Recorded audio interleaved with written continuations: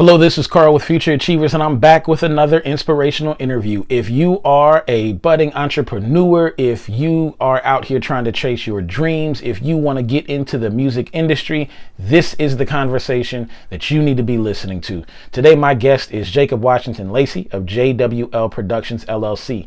Jacob is a musician, he's a sound engineer, entrepreneur, and so much more. In this conversation, Jacob talks about his rise to success, who has helped him along the way, and the challenges that he has had to overcome and sacrifices he had to make to get to where he is today. This is a conversation you do not want to miss, so let's go.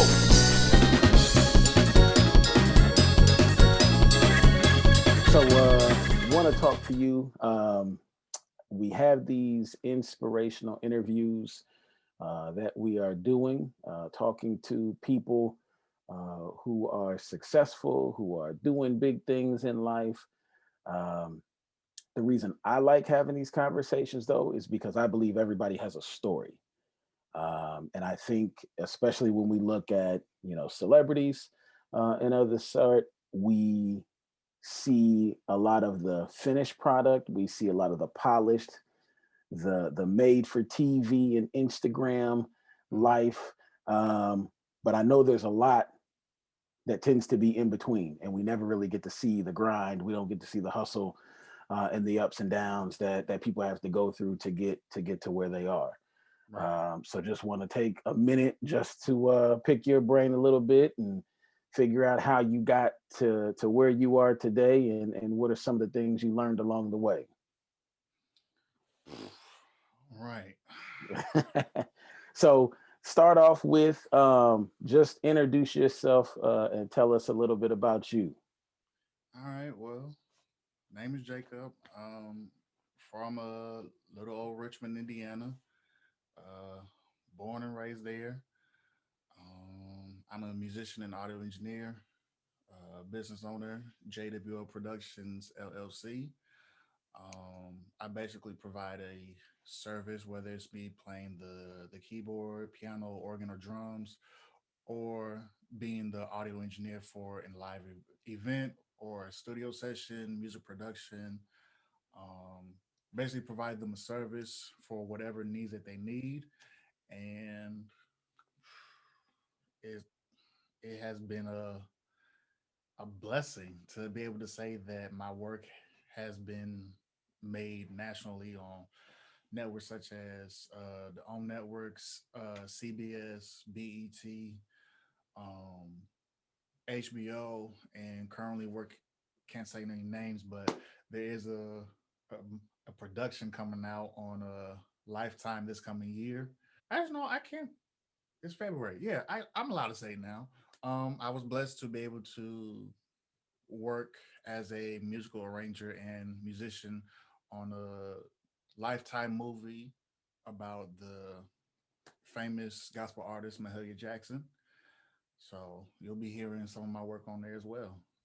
Okay, all right, man. And so you live in the Atlanta area now, right? Yep, down here in ATL, doing my best to stay out of trouble down here too. Okay, all right. So how did you get? I mean, how audio engineer, musician? How'd you get here? Walk us through it. Obviously, everyone from Richmond knows me to be as a musician playing the drums, high school band, and whatnot, as well as playing the piano and organ in church. But a lot of people don't know that the engineer side came from me wanting to make the sound better at the church.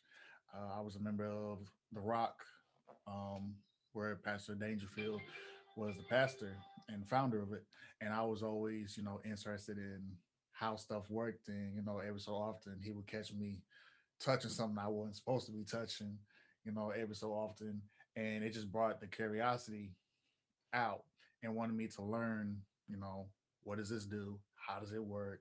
How does this affect the overall sound? You know, so I began to, just play around with it. He allowed me to experiment with it.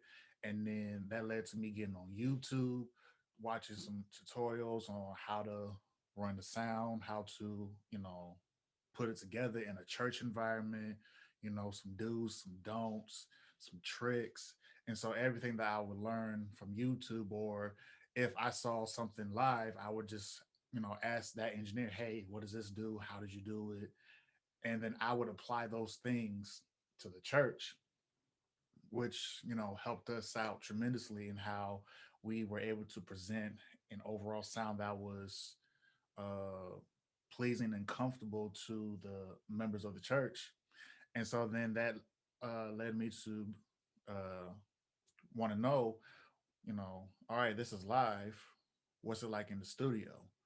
So I started doing some more YouTube tutorials on what it's like to be an audio engineer in the studio. And that, brought more curiosity out of me. So I was just like, okay, where can I where can I go to like really learn the ins and outs of audio engineering, both live and in the studio? And that led me to go to my school here in Atlanta, Georgia, Atlanta Institute of Music and Media. Um, and I mean, they taught me everything, everything that I needed to know in order for me to not just get the job, but do the job effectively and efficiently. They believed in not just learning how to work hard, but learning how to work smarter. So that way I don't have to do too much, but enough that makes the job, you know, success. So once I graduated from there with my associate's degree, it was off in the race, trying to get jobs, placements, and I'm blessed to say that I was able to get some work in at a studio in Atlanta, Georgia, as an intern, which led me to get some studio time in with local artists in Atlanta, Georgia, which led to me getting some bigger, well-known artists and working with them. And one of the clients I began to work with was the television show Greenleaf. Um, Worked with them for 3 years, for 3 seasons, two, three, and four. Um, and those season musics or songs turned into albums, which won Stellars, won an Image Award. It was nominated for 3 Grammys for both albums that we did. So it has it has been a journey, but it has been a blessing. Yeah, yeah, absolutely. Wow, man, and you have done. It seems like a lot, man. So much, and feels like a short amount of time. I don't know. Has it been short to you? The moments where it feels fast is when I'm getting a lot of work, placements, credits, and opportunities continue to come my way. And then on the flip side, it feels slow when I hit a dry season, Mm. where it's just like, all right, y'all don't need anything, y'all just good, okay. So it has its moments where it's fast and moments where it's slow, but it's important that I continue to remain faithful and believe in myself and believe that God didn't allow me to get this far just for me to stay stuck in a dry season. Yeah. Okay. And you have a now. And you got a home studio, right? And Yes, I decided to get out the apartment game and find me a house. And I told myself years ago, the moment I get a house, the first thing I was going to get was a Hammond organ, and that was going on 4 years ago. And the first thing I got brought to the house was a Hammond organ. A buddy of mine, he purchases organs and restores them to be in great condition for them to last a long time. And I had him bring one down from Brooklyn, like literally 3 days after I wow. got the keys to a house. I wasn't playing. And that set me up by itself because while financially, some may say that that was a bad investment at that moment. It really wasn't, because I was getting a lot of calls to record organ for artists as well as churches. Mhm. And so once they found out I had an organ in my house and I was able to record from home, the calls just kept coming in, to the point where I literally paid off my organ 3 times over before the end of the year. Now, and when you so let's talk a little bit more about this. So the piano and the organ. Do you read music? Uh, I can read music, but not as efficient to, if you were to give me a sheet of music and play it right there, give me, like a day or two to like figure my way out with it, and Mhm. then I can play it for you. Um, that's just for piano and organ, but drum set. If you give me music for drums or percussion, yeah, hands down, I got that on lock. Right. So I know. When it comes to piano and organ, though, you do play by ear, what we call by ear. Yes. Yeah. And so, I mean, and help me if I don't explain this correctly. Meaning, somebody can play a tune for you or give you a note, and you can run with that. Yeah, that's basically what it is. If I hear a song on like the radio and the melody is stuck in my head, I often will find myself just playing that melody out of nowhere, and then just randomly I'll go to like YouTube or Apple Music to find the song, listen to them. Like I can pretty much play the song within a matter of minutes just by listening to it. Yeah. Okay. Now, and have you always been able to read sheet music for the drums? Not always. I started reading sheet music on drums when I started doing band. Um, in fact, it was the sales rep at Music Pantry. I believe his name is Jeff. I think he's still there nowadays. He recommended to me and my mom that I signed up for the high school's band program so that way I can become better at being a drummer and more versatile versus just playing, what I heard and what I was told to play. Being able uh, to read sheet music can definitely enhance my ability to play music as well as present me with more opportunities.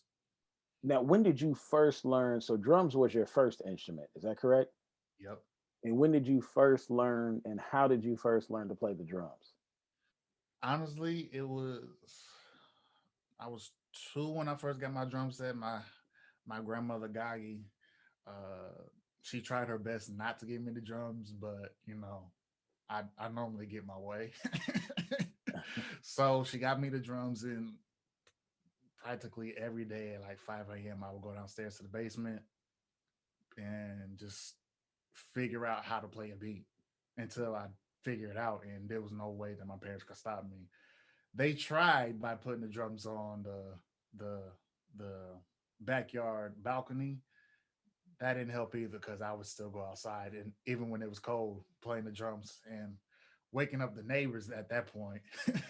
Yeah. So yeah, it wasn't going to stop me from wanting to accomplish on playing the drums. So 2 years old, you're playing the drums in the house whenever you can get to it, figuring it out on your own, and you from there you went where? From there went to finally getting the chance to play in church, and then I got exposed to the keyboard and piano from my uncle Patch Piper. And at that moment, it was just like, all right, new instrument, time to time to go somewhere else. I got drums, time to learn piano, and so my mom got me lessons, and I began to learn how to read sheet music from there at a younger age. But then, here comes Uncle Piper saying that's not going to work at church. Let me go ahead and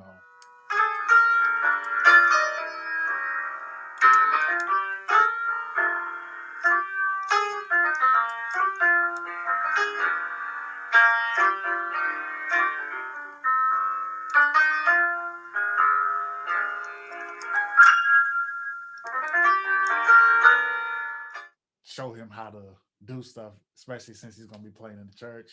And so I just kind of stuck with him everywhere he went. I was right behind him, just watching. Like, what are you doing? What is that? Why does it do this? How can I do it? My fingers are too small. How how can I play this chord? you know, and he just works with me like every day. Him and Pastor Dale Dangerfield, like they continue to work with me every day to the point where I began to show them stuff, you know, at a young age. And now it's just uh, Patrick's calling me like, "Hey Doc, I need you to record something for me and send it to me when you get a chance." I'm like, all right. So Yeah. yeah. Okay. Now, how much time do you spend or have, I mean, as you were coming up and learning and getting excited about music, like how much time would you spend on your craft? Back then, out of 24 hours, I'd say about 18 hours. And that's only because the remaining hours I would be actually sleep, and nowadays it's literally 24/7. There's not a day that I'm not doing something to perfect my craft. And the reason for that is because I'm in an industry where I can easily be, replaced. And so for me to continue to get work, I have to continue to improve on the skills that I have and learn how to better myself, how to become more efficient. Um, Even with how I communicate with current clients and potential clients, it's I have to stay on top of my P's and Q's so that way I can remain relevant and continue to get the business and maintain a good character and reputation. Nowadays, the work that I get is from word of mouth. You know, the experience that people get from me, but also how I carry myself, how I represent myself and my brand and my business. Yeah. So now looking back, what do you think? I mean, what do you think drove you to music, or where your passion for music, came from? Like, why not be a lawyer? Why not be a doctor? Why not be a fireman? You know what I'm saying? Like, Well, at first I wanted to go to the NBA. My mom told me to get a day job. okay, Um, so that she ruined that dream. And then at one point, I wanted to be a police officer, and she said, "No, go somewhere else." I'm like, "Oh, okay, you're not helping." So then I was like, "Okay, well, I like music, and I have a way with educating, so let me do music education." And then I learned I have a low tolerance for kids and young teens. I'm like, okay, that's not gonna work. But I still like music. I still want to do music. So I was just like, all right, let me see where I could fit in music and making that my dream job. So I began to just like look up people in like Indiana, like how did you do it? How did you make it? What did you have to do? And I began to surround myself around them because I wanted to see like the everyday life of a full-time musician or full-time audio engineer or full-time business owner. You know, it is a different mindset that you have to have and you have to like really mentally prepare yourself to do, or else you're not going to have the necessary discipline that you're going to need in order for you to like really make it in this industry. so I mean, it sounds like though. I mean, so you spend 18 hours a day practicing and rehearsing. I mean, you engross yourself in YouTube videos and internet searches to, find people who are doing what you want to do. You're learning how to play different instruments and things. I mean, the fact that you studied so much on your music, I mean, did you apply? I mean, were you that studious in school too? I mean, I'm Yeah, so the way school works for me was I was never big on school. Um, Actually, school was probably one of the areas that I struggled the most in, like especially in like certain subjects. So to find a school that was dedicated to music, it was like, okay, this is most definitely going to be the move because it's music and it's school. How could I lose? This is like a win-win. You know, and so it it was a wake up call because I got to really experience what the industry was going to be like in school. They literally prepared me for what I had to do in order for me to like really not just make it, but be successful. You know, it's one thing to just make it, you're just getting by. I didn't want it just to make it. I wanted to be successful in the music industry. So, you know, the school, it taught me everything I needed, like from management, budgeting, finances, tax. Look, I'm so glad I went to school because I learned so much, which is within the finances as a musician, auto engineer, like the things that I learned on how to file taxes or who to go to file my taxes, the things that I'm able to write off, how to um, make sure I label everything out as a personal expense versus a business expense. You know, I didn't know me taking clothes to the cleaner was a business expense. Like I didn't know. I didn't know me buying suits was a business expense. Yeah. Or if I had to wear a certain outfit. In fact, I had a corporate gig, a wedding, and we were all required to wear all white. Um, I had skinny jeans and some white J's. I don't have all white, so I had to go, you know, buy a white shirt, white skinny jeans, and some white J's. And I learned that that's part of the business because I had to have a uniform for this job, so that was a write off. So like, really, I'm like, oh, Yeah. but I would have never known that had I not went to school and they educated me on the finances of being a musician and an engineer. So it like I When you said, talk about, yeah, when you talk about going to school, you're talking about AIM. yes, Okay. So do you feel like you got that education? Did you get that knowledge from high school? no. No. Mm-mm. No. Do you High feel like, high go ahead. school prepared me for like overall life. You don't know, just how to make it in the world. AIM taught me how to make it in the industry or the career that I wanted to be in, which is, like I said, it's a different mindset.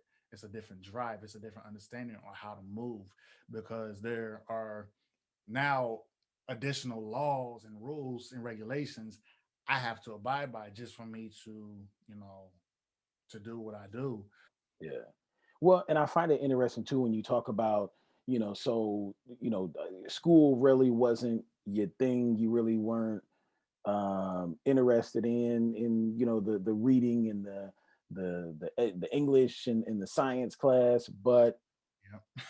but it sounds like the same tools and the same skills that you need to be successful in the classroom were the same tools that you just intuitively applied to your love of music. I mean, Yeah.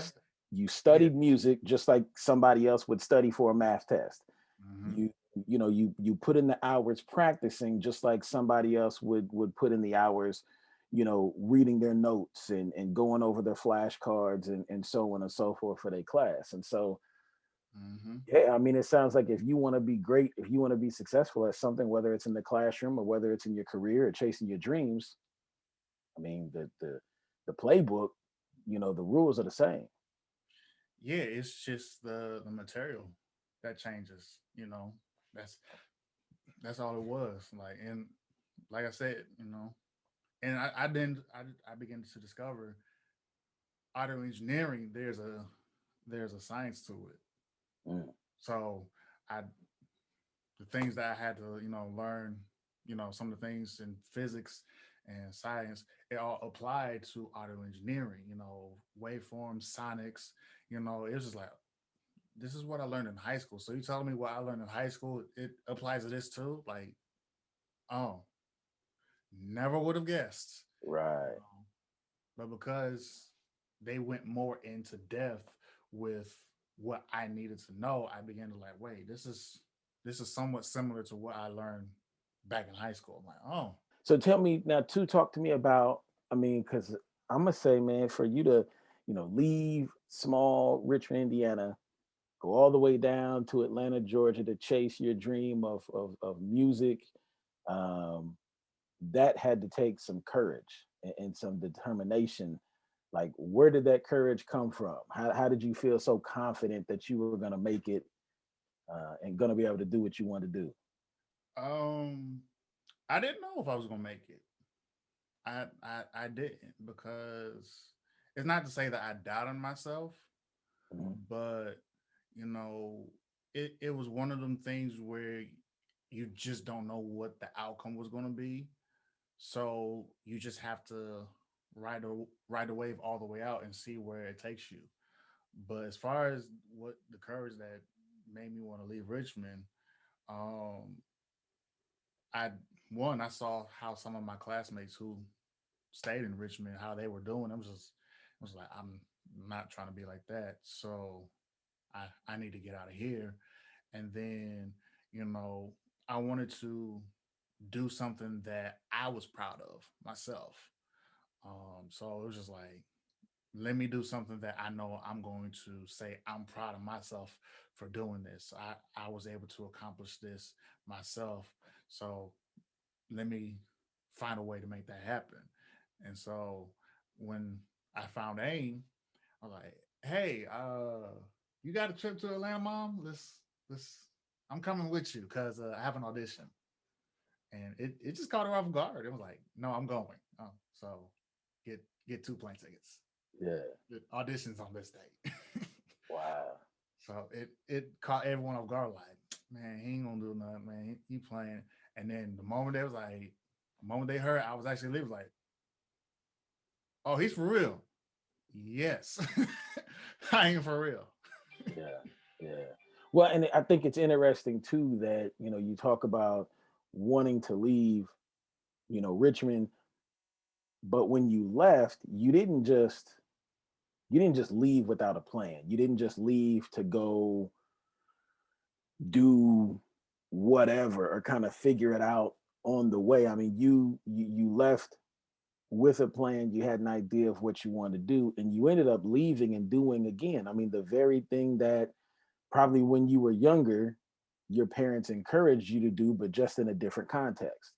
I mean, you went to school, you found a school to further your education, which I'm sure there's a lot of parents out there preaching this to their kids, hey, stay in school, hit the books, do well, get you a good job, so on and so forth. Well, I mean, you embodied that. And what you did, you just applied it differently. You applied it into your art, into your craft, into your passion versus into Something more traditional. yeah, exactly. Yeah, something more traditional. Yeah, that you just didn't. I mean, you didn't align with. Man, I have had the pleasure of watching you play, listening to you and experiencing what you do, and I am just in amazement of your abilities and have been for a long time. I remember you being a little kid bouncing up and down on the drum seat at church. Uh, all the way to, I mean, you're on stage backing up, some heavy hitters in the music industry. And like when we talk about playing by ear, like I watch you, man, and it's just like the wheels is spinning, right? I mean, they start singing in a cappella for a second, and you looking and listening, and then you figure it out, and boom, and you gone. And I mean, it's just it's like magic, you know. Um, Appreciate it. yeah, man. Well, and then too, so from the keyboards or from the organ, a lot of times you are the one directing the rest of the musicians, directing the rest of the band. Is that right? Yeah. Yeah. And so I've seen some of your videos on YouTube, and so you're at church. You got a microphone in front of you. You're talking. I mean, so it's cool because so I know what you're doing to an extent. I know you're giving instructions to everybody else. You're yelling out keys, to maybe the bass player or the other keyboard player, and telling them, hey, this is where we're going next. To the drummer, you might be holding up fingers or you tapping yourself to let him know, hey, this is what we about to play, coming up next. Right. Yeah, I mean, tell me about that. Like what is that like? I mean, kind of going a little more in depth in what you're doing there.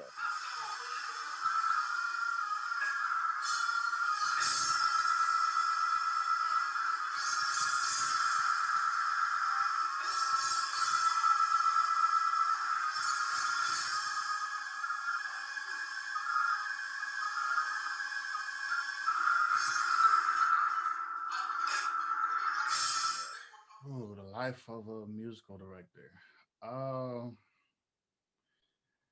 I love it, and it's a headache. Okay.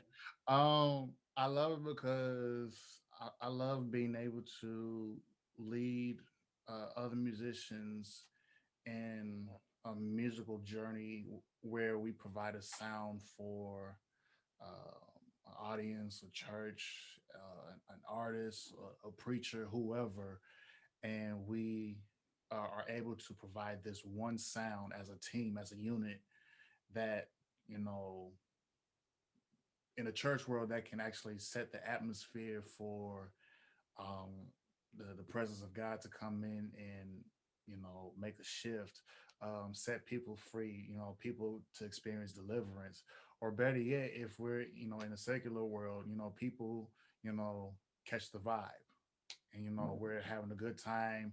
You know, we're not thinking about priorities or the drama we just experienced right now. We're embracing, you know, the energy that we're listening to. We're embracing this vibe that we have, and we're enjoying life at that moment. So to be able to create that that musical experience with a group of guys or gals, you know, it is fun, and it's something I love to do. It's a headache because a lot of people don't understand is majority of the work that an MD has to do, MD short for musical director, is off stage.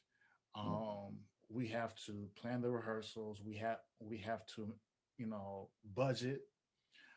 We have to make sure that the artist or the preacher or whoever, that they're good. We have to, and on top of that, we have to, not only are they good with us, but are they good with the sound? Can they hear themselves?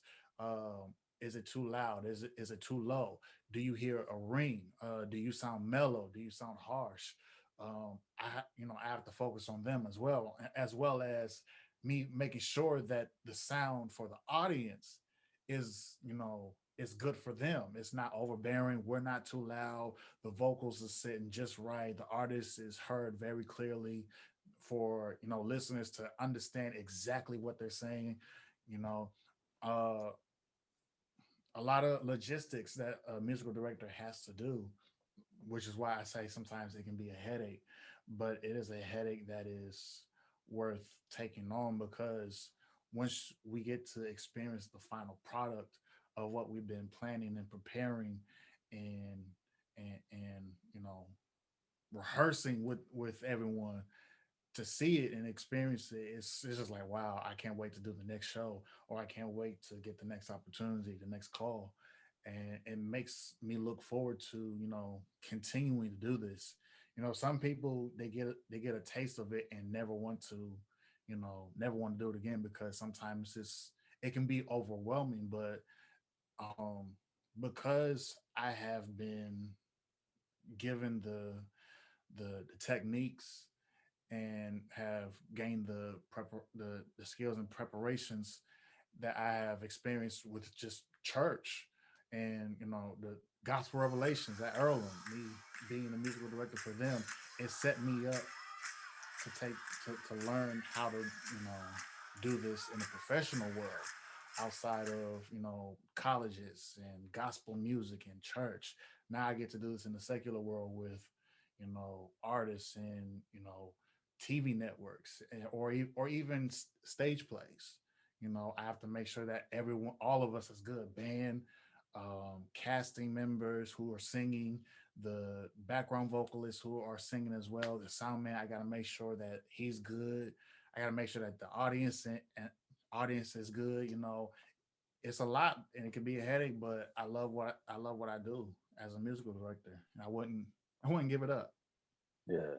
Now, and tell me, I mean, do you feel, what your perspective? I mean, has this road that you've been on? I mean, has it been easy for you? I mean, what challenges, have you come up against, as you've been on this journey?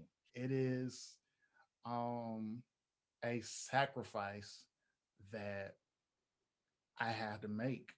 Um I put it to you like this: in order for me to get to where I am today, I had to sacrifice, you know, some time with friends and family. You know, spend time. No, I need to go home. I need to get ready for this. I got this. I got this. I got to do this as well. I got to prep for this. Or better yet, um, you know, I have learning, gaining the discipline to just sit behind my instrument and work on my weaknesses. Mm. It's easy to, it's easy for me to get behind the drums or get behind the piano and play what I know, play what I'm familiar of. But it's a whole different thing to listen to a different style of music and literally force myself to learn that. And that takes discipline because you know it's it's easy for me to just all right, I can come back to it, you know, I can come back to it, or let me skip to the next one, or better, you know what, let me relax, let me play some Call of Duty real quick, then I'll come back to it.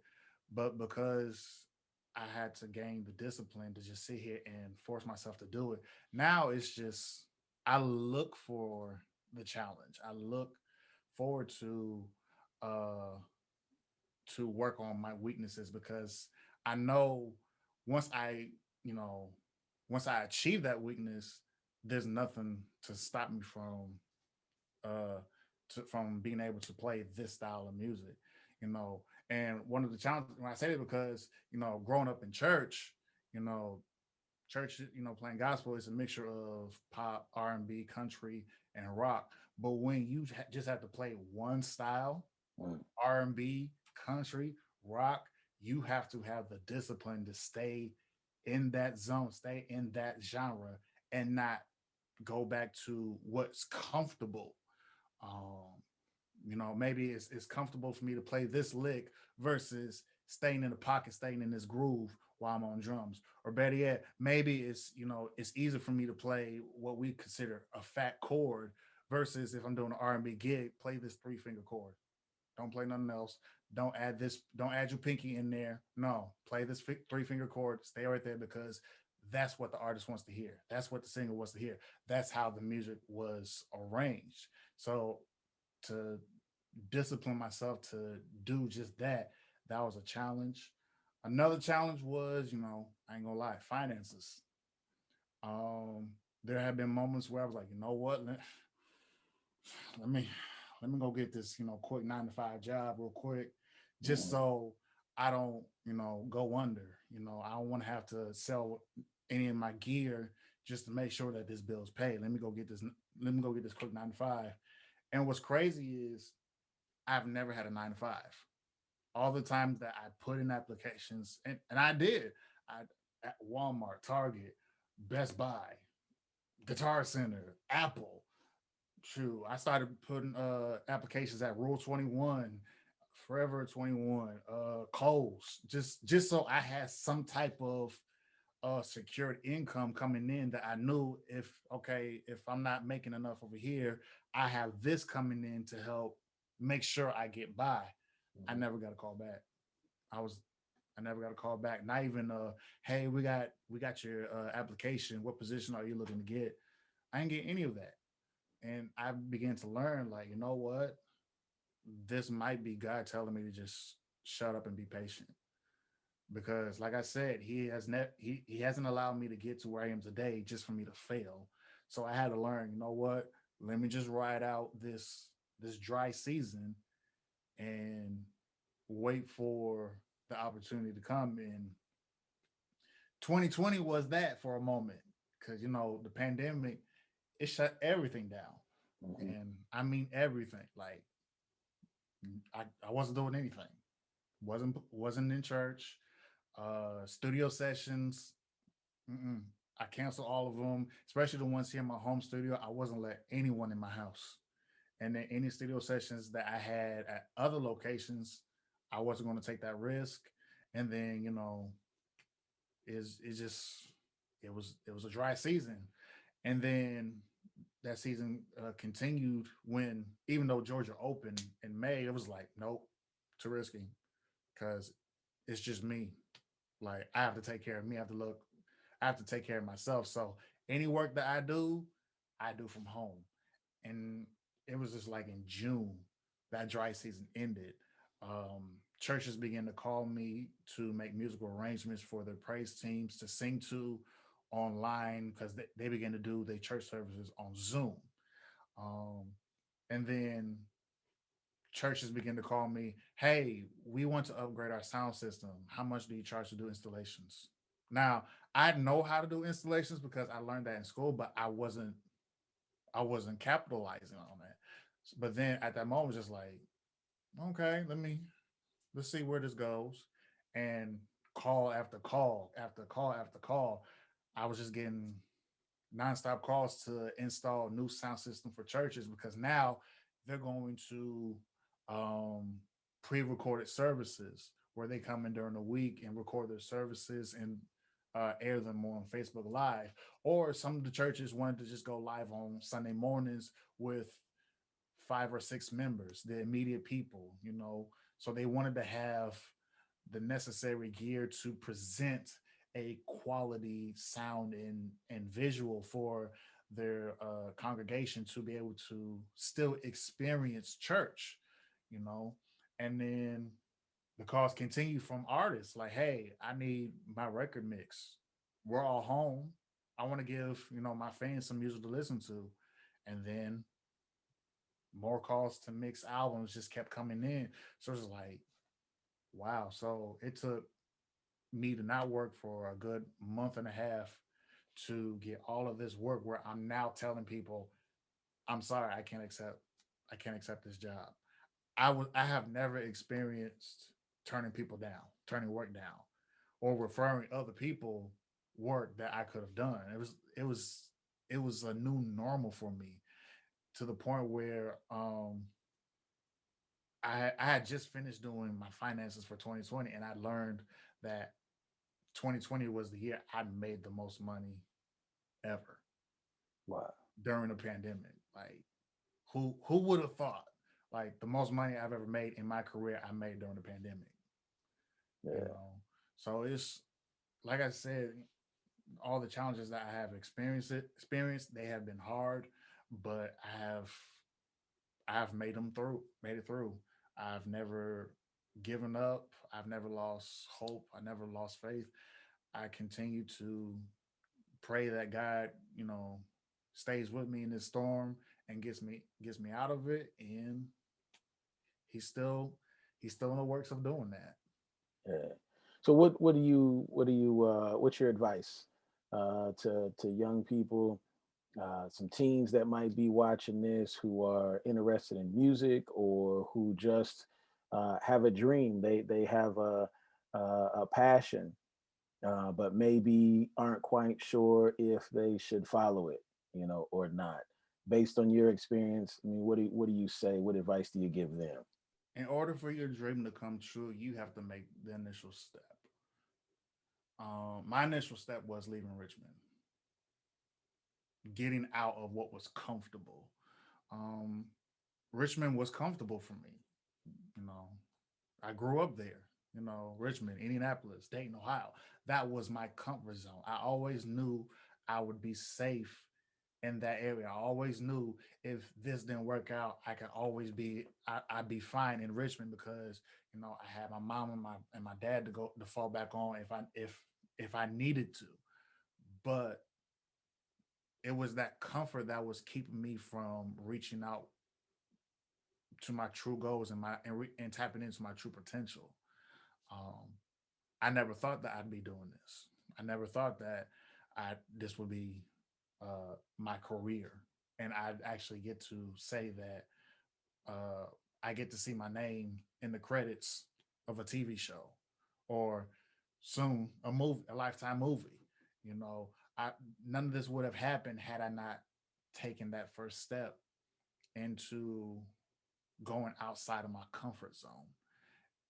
It was uncomfortable because I was down here by myself. Like I really didn't have anyone to go to that I really knew.